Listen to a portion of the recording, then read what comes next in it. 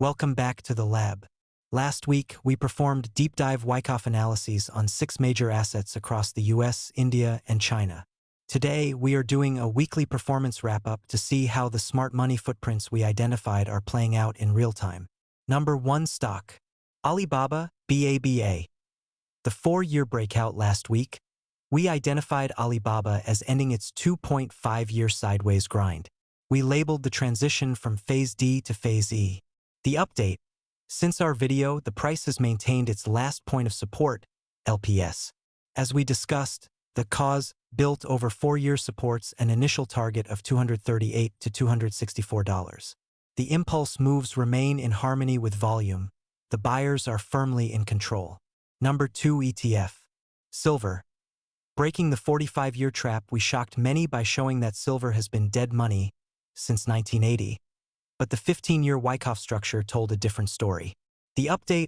Silver is currently validating our sign of strength, SOS. We are watching the $65 to $72 zone closely. Our short-term target of $95 is the next major milestone as the 15-year accumulation effect begins to unfold. Number 3 stock. AMD.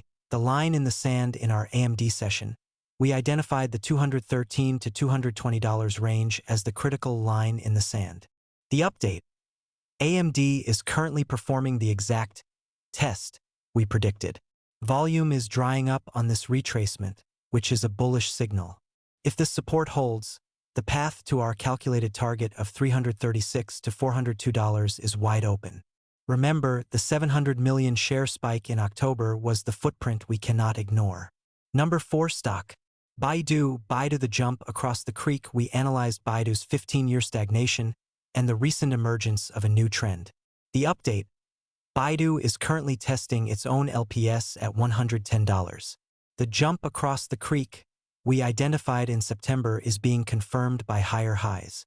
We are holding steady on our $275 to $290 price target as the path of least resistance remains upward. Number 5 stock. Suzlon Energy. The Indian growth powerhouse. Finally, we shifted to India for a fundamental and technical deep dive into Suzlon. The update. Suzlon continues to show explosive momentum, supported by its transition to a debt-free balance sheet. Technically, the stock is respecting the reaccumulation zone between 40 Indian rupees and 53 Indian rupees. With the 86 Indian rupees target already tested, we are looking toward the long-term Wyckoff count of 185 to 190 Indian rupees. Number 6 stock. Palantir, PLTR. The distribution trap. Everyone is calling for a moonshot, but in the lab we see a different story. The update. Now, we are seeing a major price-volume divergence. While the price hits higher highs, volume is exhausting. This is a classic distribution footprint where strong hands offload to retail FOMO. If you're a short-term trader, this is a major red flag. The target is met and the cause is exhausted. Summary. Whether it's the 10-year base in Suzlon or the 15-year cause in silver, the Wyckoff laws of supply and demand never change. We don't follow the news, we follow the volume. If you caught any of these moves based on last week's videos, drop a comment below how the analysis helped your decisions.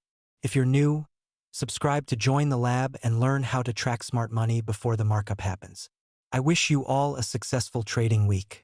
Stay patient, watch the levels, and let the effect play out. Happy investing!